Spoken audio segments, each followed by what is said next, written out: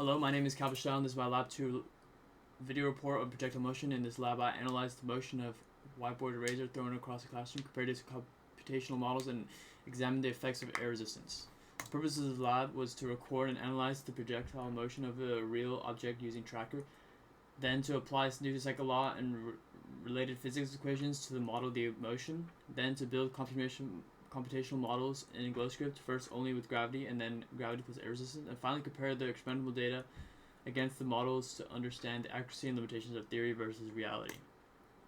The main physics principles are Newton's second law, which is F net equals ma, and the forces of gravity and drag. Gravity is a constant and acts downwards, and it's Fg equals mg, and drag is a model is proportional to the square of the speed, acting opposite the velocity. Fd equals negative bv magnitude of v. These equations allowed us to predict trajectories under ideal and real-world conditions. I also used position update formula and velocity update formula to create the code. Here is the experiment we used. I threw a whiteboard eraser weighing about 0.01123 kilograms across the room, and the ruler was placed in the scene for calibration. I aligned the coordinates axis and tracker so that the x-axis was along the ruler and the origin was directly below the read point. The video captured the full two-dimensional motion of the eraser without any camera movement. Here you can see the raw tracker data. The eraser reached maximum height of about 0.5 meters and traveled nearly 1 meter horizontally. The trajectory showed a clear parabolic motion, but the path dipped slightly faster than pure gravitation prediction, suggesting drag effects were present. In GlowScript, I built a gravity-only model. The code used Newton's second law with only gravity force, and the velocity update formula and position update formula.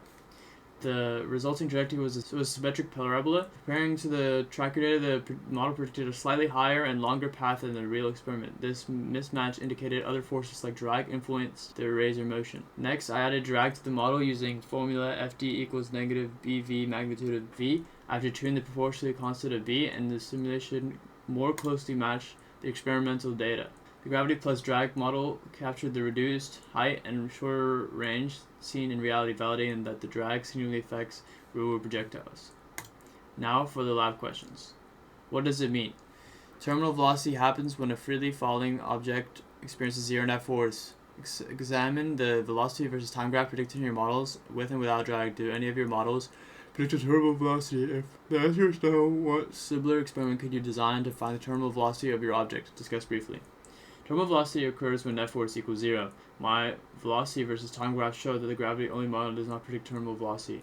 The gravity plus drag motion trends towards a limiting speed, but because the object wasn't dropped long enough, the terminal velocity wasn't reached. A better experiment would be dropping the eraser from a tall building to observe it leveling off. Next, what if? Imagine if the object was initially thrown straight up with the same initial speed as in your experiment. Would the time this object take to reach the ground be the same, longer, or shorter than the time it took the original experiment? Discuss briefly and justify your answer with equations, calculations, or computation. If the eraser was thrown up straight with the same initial speed, the total flight time would be longer than the angled throw. This is because the vertical component of the velocity would be larger, increasing both ascension and descension time. Here's some proof of this action. For the projectile launched with the initial velocity vector at the angle theta, the time would be 2 velocity initial sine of theta over gravity. While with the new one launched at a 90-degree angle, the sine of 90 is 1. Since sine of theta is less than 1, the new time would be more than the old time. Some sources of error could be calibration error in tracker if the ruler wasn't perfectly aligned, timing error due to camera frame rate, parallax error if the motion wasn't perfectly in 2 dimensions, and simplification error since real drag depends on turbulence and orientation, not just speed squared. In conclusion, the eraser's experimental trajectory reached the max height of 0.52. The gravity-only model overestimated the distance height, while the gravity plus drag model closely matched, showing the drag is important in real-world factor. This lab demonstrated how computational models improve when real forces like drag are included. To summarize, I successfully recorded and analyzed projectile motion, built computational models with and without drag, and compared them to real data. This shows the importance of modeling non-ideal conditions in physics. Thank you for watching.